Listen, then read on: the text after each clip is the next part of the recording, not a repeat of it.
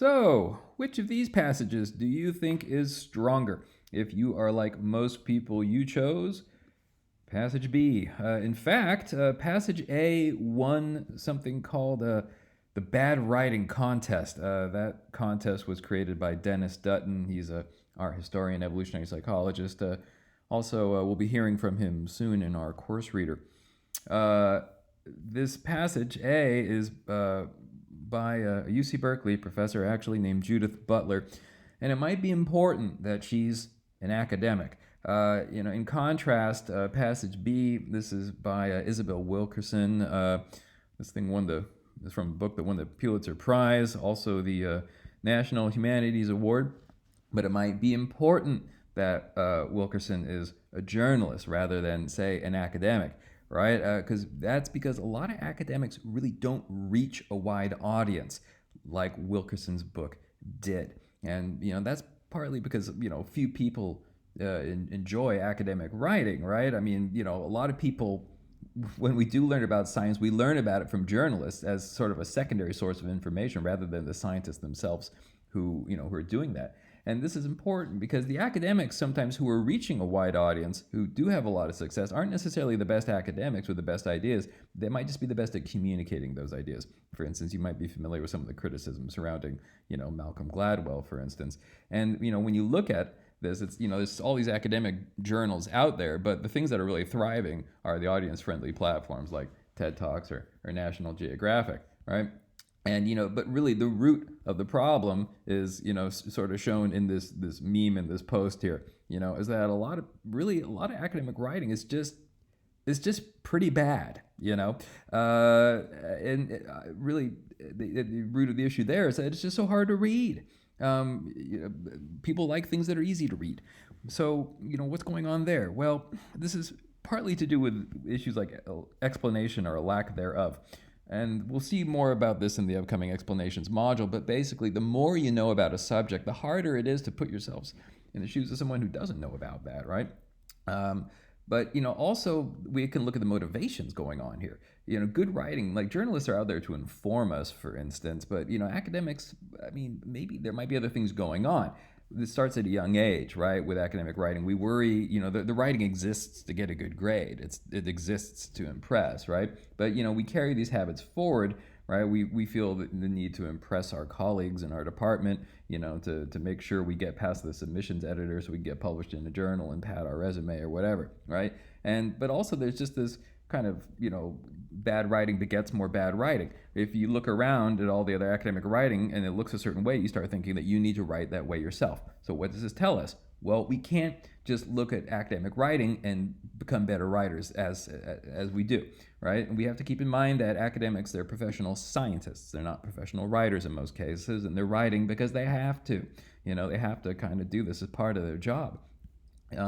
We can look instead at the people who write because they love writing in and of itself, and that includes journalists, but novelists, public speakers, some of the people we see on these TED Talks, for instance, even comedians, right? These are professional communicators who carefully hone their craft, right? I mean, of course, academics have value here, right? They help us understand how the brain works, right? And that's critical too, as we'll see in a moment. Cognitive science is a useful field, as is evolutionary psychology. So one example we can look to is Steven Pinker, who studies both of these fields, but also applies what he learns to the craft of writing. And he has a book called The Sense of Style, in which he actually talks about these two passages, A and B. And his basic point is that good writing because it makes you feel smart. Bad writing makes you feel stupid. And the kind of writing that I'm talking about here, right? I mean, passage A is an example. That's from the field of political science. I have a bachelor's degree in political science.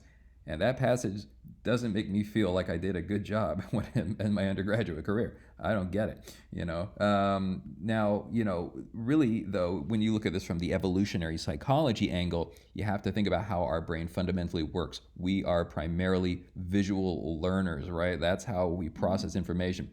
Dogs, much of their world is decoded through smell, all right? Not ours.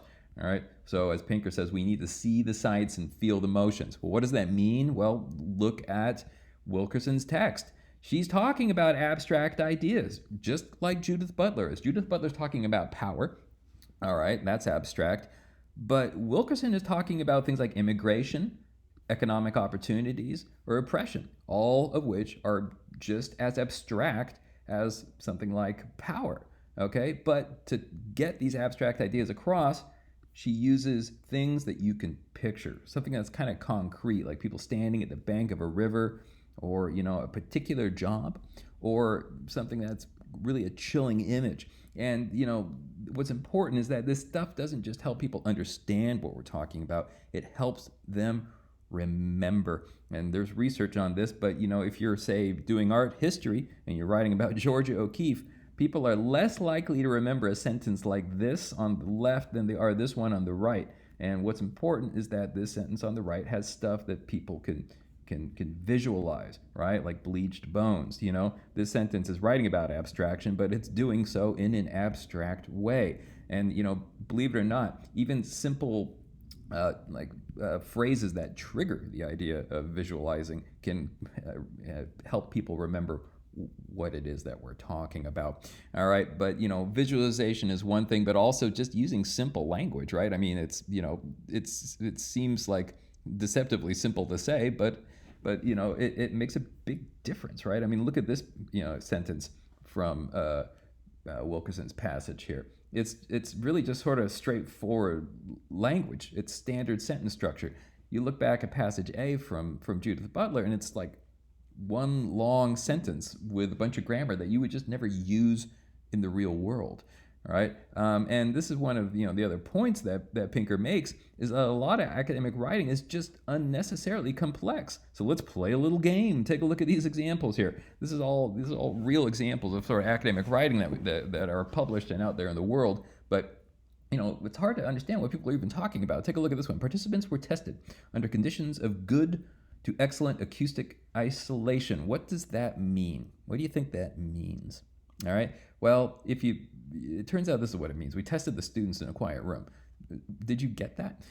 Here's another one. Management actions at and in the immediate vicinity of airports do little to mitigate the risk of off-airport strikes.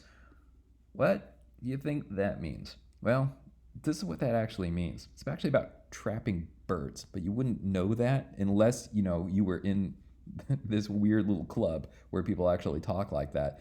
Here's another example. This is actually from the business field, which unfortunately is just as guilty as a lot of this bad writing as academia is. And here's what that actually meant to say. All right.